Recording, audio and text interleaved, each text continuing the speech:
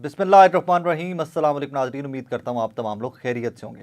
नहीं, अगर आप रेगुलर ब्लॉग देखते हैं मेरे, तो मैंने हफ्ता डेढ़ पहले एक ब्लॉग किया था जिसमें जिक्र किया था कि पाकिस्तान तहरीक इंसाफ के कुछ रहनुमा पाकिस्तान तहरीक इंसाफ में वापस आ रहे हैं।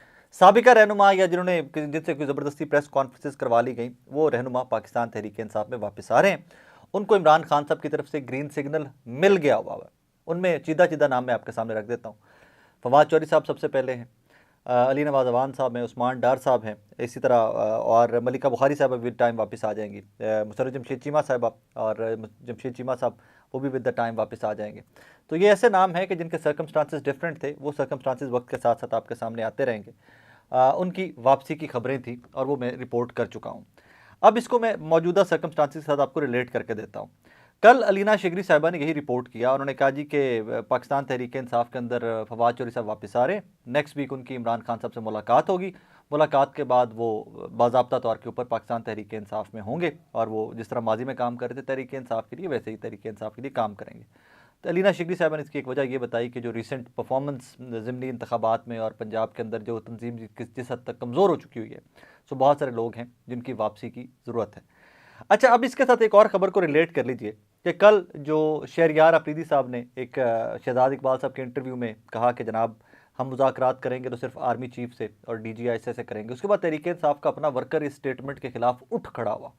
बहुत ज़्यादा तनकीद की गई शहरयार अफरीदी साहब की स्टेटमेंट के ऊपर। दो चीज़ें थी, कुछ लोग साथ भी खड़े हुए, उन्होंने कहा जी शहरयार अफरीदी साहब की बात ठीक है कि ये तो कठपुतलियाँ हैं, डमीज़ हैं, इनके साथ हम क्या बात करें।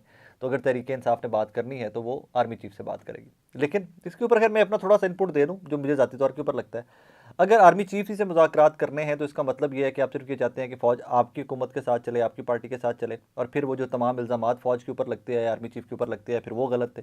पता नहीं, ये कॉम्प्लिकेटेड सी स्टोरी है इस टाइम के ऊपर, लेकिन मेन फोकस ये नहीं है इस टाइम के ऊपर। बज़ाहिर जितना मैंडेट इमरान खान साहब को मिला हुआ है, जितना पूरी कौम उनके साथ खड़ी हुई है, वो एक एंटी इस्टेब्लिशमेंट या जो सियासी कुव्वतें नहीं हैं उनकी मुदाखलत जो है सियासत के अंदर, उनकी वजह से उनको मिला हुआ है। और मैं इसके ऊपर बड़ा क्लियर हूँ कि अगर यही एंटी इस्टेब्लिशमेंट या गैर सियासी कुव्वतों की मुदाखलत है सियासत के अंदर, जो है कोई भी सियासी जमात लेकर फर्मली खड़ी हो जाए और उसकी कुर्बानी दे, फिर जिस तरह इमरान खान साहब कुर्बानी दे रहे हैं कि जिस तरह बोगस केसेस में वो जेल काट रहे हैं एवरीथिंग, जिस तरह उनके वर्कर्स के ऊपर जुल्म और जबर हो रहा है, तो फिर उसका रिटर्न भी आपको मिलता है, कौम आपके साथ खड़ी हो जाती है। बहरहाल, अब इस खबर के बाद और फिर शहरयार अफरीदी साहब की जो बैशिंग हो रही थी डिजिटल मीडिया के ऊपर, उसके बाद शांदना गुलजार साहिबा MNA है पाकिस्तान तहरीक इंसाफ की, इलेक्टेड MNA, मखसूस नशिस्त के ऊपर नहीं है। वो लिखती हैं, अब समझ आई क्यों रात से शहरयार अफरीदी के पीछे पड़े हुए थे। इस खबर को दबाना था, मतलब फवाद चौधरी साहब की ज्वाइन बैक करने की खबर को दबाना था उनका मकसद है। पहले भी कहा था फवाद और उसकी बीवी के साथ भाई बहन का रिश्ता है, लेकिन उमर चीमा और डॉक्टर यास्मीन राशिद की कुर्बानियों की बेइज्जती नामंजूर। PTI के जेल में बैठे कारकुन की इज्जत को आग मत लगाएं, हमारा लीडर लंदन वाले भगौड़े की तरह पार्टी नहीं चलाता। ये लिखा शांदना गुलजार साहिबा ने। अब इसमें दो चीज़ें हैं, उनको समझिएगा। मैंने जब पिछला व्लॉग किया था ना पाकिस्तान तहरीक इंसाफ के लोगों की पाकिस्तान तहरीक इंसाफ में वापसी, उसके ऊपर बड़ी तनकीद भी की गई। तहरीक इंसाफ के अंदर से मुझे कुछ हमारे जो दोस्त हैं उनकी कॉलें आई कि यार तूने ज़्यादती की है, तूने ये व्लॉग किया है और तुझे तो डिस्करेज करना चाहिए था कि जो लोग वापस आ रहे हैं।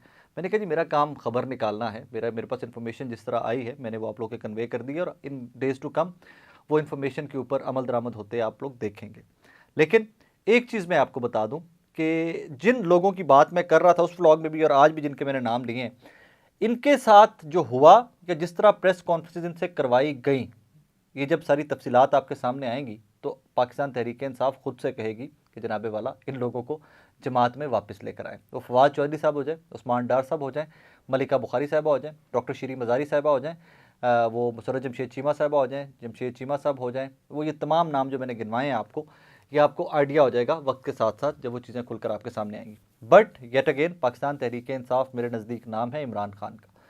उन्होंने डिसाइड करना है कि किससे डील करना है। उन्होंने आर्मी चीफ से करना है, शहबाज शरीफ साहब से करना है, आसिफ अली जरदारी साहब से करना है, पाकिस्तान के अवाम से करना है, या उन्होंने किसको पार्टी में वापस लेना है, किसको वापस नहीं लेना, ये उनका मामला है और उन्हीं के पास इसकी तमाम तर अथॉरिटी है।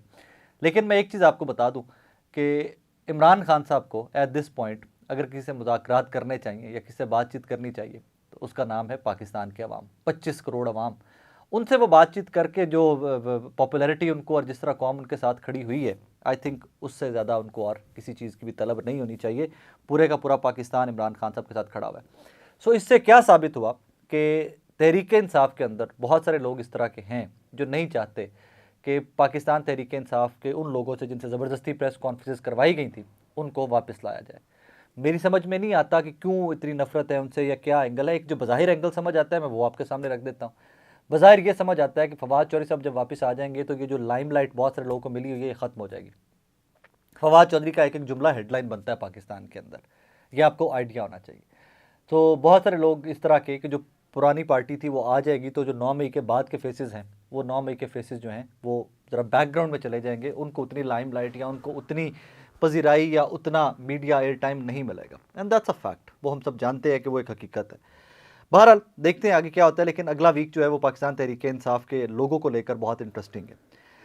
अगली खबर बड़ी ख़तरनाक खबर है, अभी आप लोग उसको नहीं समझेंगे लेकिन जब इसके ऊपर अमल दरामद होगा तो फिर ये ख़तरनाक खबर साबित होगी।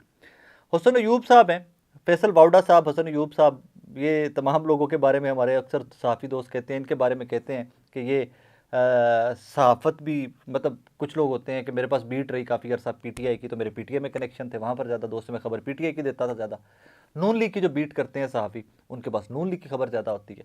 तो हमारे हसन अयूब साहब जो हैं इनके ऊपर सहाफ़ी दोस्त जो डिस्कशन करते हैं वो कहते हैं जी इस्टेब्लिशमेंट की खबर इनके पास होती है, शायद AR वायरन को इस्टेब्लिशमेंट की बीट दे रखी होगी या PMLN की बीट दे रखी होगी। हसन अयूब साहब ने आज लिखा है पाकिस्तान में सोशल मीडिया फेक न्यूज़ और प्रोपोगेंडा से भरा हुआ है और इस सोशल मीडिया प्लेटफॉर्म्स किसी भी रेगुलेशन और कानूनी चेक से मुबर्रा है। आज की सबसे बड़ी ब्रेकिंग न्यूज़ और खुशखबरी ये है कि जल्द ही पाकिस्तान में भी मशरिक़ वस्ता के ममालिक की तर्ज पर सोशल मीडिया को रेगुलेट करने के लिए नेशनल फायरवॉल लगाई जा रही है, जिसके बाद सोशल मीडिया पर भी चैन ही चैन होगा। ये लिखा है हसन अयूब खान साहब ने। खबर अगर उनकी दुरुस्त है, मैं उनका क्रेडिट है, उनका नाम इसलिए मैंने कोट किया, और अगर ये खबर दुरुस्त है तो पाकिस्तान के अंदर टेलीविज़न चैनल किस हद तक कंट्रोल कर लिए गए मुझे आपको बताने की ज़रूरत नहीं है, मुझे बिल्कुल आपको बताने की ज़रूरत नहीं है। मुक़्तदिर लोगों को जिनके ऊपर तनकीद होती है, सियासी जमातों को, उनको टीवी से अब कोई प्रॉब्लम नहीं होता। मैं आपको बड़ा कॉन्फिडेंटली बता रहा हूँ, उनको कोई प्रॉब्लम नहीं होता। प्रॉब्लम होता है यूट्यूब से, प्रॉब्लम होता है ट्विटर से, प्रॉब्लम होता है फेसबुक के ऊपर वीडियो वायरल होने से, क्योंकि टीवी का मीडिया तो इतना कंट्रोल कर लिया गया है। और रिसेंटली को टीवी के बहुत सीनियर सहाफ़ियों की मुलाकातें भी हुई राइट लेफ्ट, तो उन्होंने भी उन्होंने कोट किया कि जी आप सोशल मीडिया शैतानी चरखे कंट्रोल करो किसी तरीके नाल। दो मकासद उसके कि टीवी तो पहले ही सर तस्लीम खम करके बैठा हुआ है, हमारा सेठ तो बोल ही नहीं सकता, रियासत से, स्टेट से, हुकूमत से इश्तिहार लेता है, सेठ कैसे बोल सकता है किसी भी जुल्म जबर के खिलाफ, कैसे पाकिस्तानियों की आवाज़ बन सकता है, उसको तो अपने इश्तिहार, उसको अपने कारोबार से मतलब है। तो फिर कहानी क्या होगी, सोशल मीडिया बंद, टीवी को इश्तिहार धड़ाधड़ मिलेंगे, जिस तरह बहुत सीनियर सहाफ़ी इसके ऊपर पहले भी बात कर चुके हैं कि सोशल मीडिया के जो प्लेटफॉर्म्स हैं इनके ऊपर चेक एंड बैलेंस, इनके ऊपर पाबंदी लगनी चाहिए, और उसके बाद टीवी को धड़ाधड़ इश्तिहार मिलेंगे। टीवी मरीम नवाज़ साहिबा की, शहबाज शरीफ साहब की, इस्टेब्लिशमेंट की, आर्मी चीफ़ की, चीफ जस्टिस की, तमाम लोगों की मदह सराई किया करेगा। सुबह से शाम तक जो शोज़ हुआ करेंगे जी वो कमाल हो गया, पाकिस्तान में दूध और शहद की नहरें बह पड़ी हैं। और 9 मई जो है इसके जो सारे मुल्ज़िमान की कोई खबर नहीं चला करेगी, कहीं पर भी कोई कवरेज नहीं हुआ करेगी। सिर्फ सोशल मीडिया वाहिद एक पॉइंट था वेंट आउट करने का कि जहाँ पर आप मैं बैठकर डिस्कशन कर सकते थे, मैं और आप जिनको टैबू समझा जाता है उन टॉपिक्स पे बात कर सकते थे। और अगर इन सारे प्लेटफॉर्म्स को बंद कर दिया जाता है तो पता नहीं लोगों को, जो बरसर इक़्तिदार हैं, मुक़्तदिर लोग हैं, जो ताकतवर लोग हैं, उनको लगता है कि ट्विटर बंद कर दो, फेसबुक बंद कर दो, यूट्यूब बंद कर दो तो उसके बाद पाकिस्तान में सब अच्छा हो जाएगा। सर खुदारा एक चीज़ को समझिए, आप तमाम लोग जो फैसला साज हैं, खुदारा एक चीज़ को समझिए कि जब आप किसी चीज़ को जितना दबाएंगे उसका रद्द-ए-अमल उतना सख्त आएगा। अगर आप यही आप आज़ादी सहाफ़ियों को देते हैं, हमें नहीं आज़ादी, मुझे इजाज़त दीजिए कहने की, जुर्रत करने की इजाज़त दीजिए कि हमें कोई आज़ादी नहीं है यार, हम नहीं बात कर सकते चीफ जस्टिस के ऊपर डायरेक्टली नाम लेकर, हम नहीं डायरेक्टली तनकीद कर सकते आर्मी चीफ के ऊपर, सियासी जमातों के ऊपर थोड़ा बहुत तनकीद कर लेते हैं, वो भी उन्होंने उसमें भी पता नहीं क्या क्या नए लेकर आ रहे हैं एक्ट्स के, उनके ऊपर भी तनकीद करेंगे तो उसके ऊपर भी सहाफ़ी जो है वो उठाए जाएंगे और सहाफ़ियों के ऊपर FIRs होंगे और मुकदमे होंगे उनके ऊपर भी। जब तक आप लिबर्टी नहीं देते, जब तक आप हमें डायलॉग की, जब तक आप हमें बहस मुबाहिसे की, जब तक आप हमें बात करने की इजाज़त नहीं देते, फ्रस्ट्रेशन बढ़ेगी, सॉल्यूशंस नहीं निकलते पाबंदियों से। आप हम पर पाबंदियां लगा दें, हमारे गले काट दें, हमारी ज़ुबानें बंद कर दें, हमारी आंखों के ऊपर पट्टियां बांध दें, उससे पाकिस्तान के मसाइल हल नहीं हो जाने। मैंने एक सहाफ़ी ने जाकर या पाकिस्तान की पब्लिक ने जाकर IMF से डायलॉग नहीं करना, हमने उनके सामने जाकर डायलॉग नहीं करना, वो आपकी हुकूमत नहीं करना है। हमारे रिपोर्ट करने से IMF की डील में आपको कोई रखना नज़र नहीं आता, कोई प्रॉब्लम नहीं होना चाहिए। हमने आपके कर्जे जो है वो हमने अदा करने हैं, लेकिन वो लिए हुए हमने नहीं है। तो हमें ये रिपोर्ट तो करने दें कि पाकिस्तान के कर्जे कितने बढ़ गए और यहाँ पर बिजनेस के क्या हालात हैं। सो ये जिस किसी की भी पॉलिसी है, जिस किसी का भी ये आइडिया है कि सोशल मीडिया को मजीद दबा दिया जाए, मैं आपको हल्फन कह रहा हूँ, इससे पाकिस्तान के प्रॉब्लम्स ख़त्म नहीं होंगे, फ्रस्ट्रेशन ज़्यादा बढ़ेगी, जराइम ज़्यादा बढ़ेंगे। जो हम वेंट आउट कर लेते हैं ना, कि जो नौजवान बैठकर गुफ्तगू कर लेते हैं, जो यूट्यूब के ऊपर एक दूसरे से मुखातिब हो जाते हैं, पाकिस्तानी कौम से बात कर लेते हैं, मसाइल की निशानदेही कर लेते हैं, क्योंकि टीवी की तो कहानी ख़त्म हो चुकी हुई है। आप बेशक मानिए ना मानिए, टीवी वाला वो मामला जो था उसमें सेठ इस तरह कंट्रोल करके बैठा है, क्योंकि कोई भी टीवी चैनल ऐसा नहीं है कि जिसका प्योरली बिजनेस जर्नलिज्म हो, कि जो सहाफ़त कर रहा हो। और पाकिस्तान वाहिद मुल्क है जहाँ पर आपका टोटल मीडिया स्टेट डिपेंडेंट है। हुकूमत आएगी, उन्होंने अपने कामों की तशहीर के लिए पैसा देना। PTI की गवर्नमेंट में यही था, PMLN की गवर्नमेंट में यही था। हाँ, PTI की गवर्नमेंट में कुछ कट्स जरूर लगे थे इश्तिहारों के ऊपर, लेकिन PMLN की गवर्नमेंट, पीपल्स पार्टी गवर्नमेंट धड़ाधड़ इश्तिहार देती है टीवी चैनल को। अब जिसका खाते हो, जिससे आप इश्तिहार लेते हो, आप उसके खिलाफ खबर कैसे चला सकते हैं? मैं तो शुरू से बहुत क्लियर हूँ इस चीज़ के ऊपर कि टीवी के ऊपर बहुत डिपेंडेंट मत रहिए। तो फिर उसके बाद सोशल मीडिया जो कर रहा था उसके ऊपर पाबंदियाँ लगेंगी, उसके ऊपर नेशनल फायरवॉल आ जाएगा। अभी चाइना की तरह की एक जमहूरियत होंगे, एंजॉय कीजिएगा उसमें। अल्लाह करे कि अगर जिन लोगों ने ये सोचा, जिन लोगों ने प्लान किया, उनको अगर लगता है कि इससे पाकिस्तान के तमाम तर मसाइल हल हो जाएंगे, तो अल्लाह करे जी हो जाए। अगर इस तरह पाकिस्तान तरक्की की राह पर चलता है तो हम खुद सोशल मीडिया इस्तेमाल करना छोड़ देंगे। लेकिन ये बहुत बड़ी डेवलपमेंट है जो हसन अयूब साहब ने रिपोर्ट की है। If it is going to happen तो ये एक मज़ीद डिज़ास्टर होगा। अभी तक ट्विटर की क्लैरिफिकेशन देती फिर रही है हुकूमत अदालतों के अंदर, तो बाकी फिर नेशनल फायरवॉल के बाद क्या होगा मुझे नहीं पता। अपना बहुत सारा ख्याल रखिएगा, दुआ में याद रखिएगा।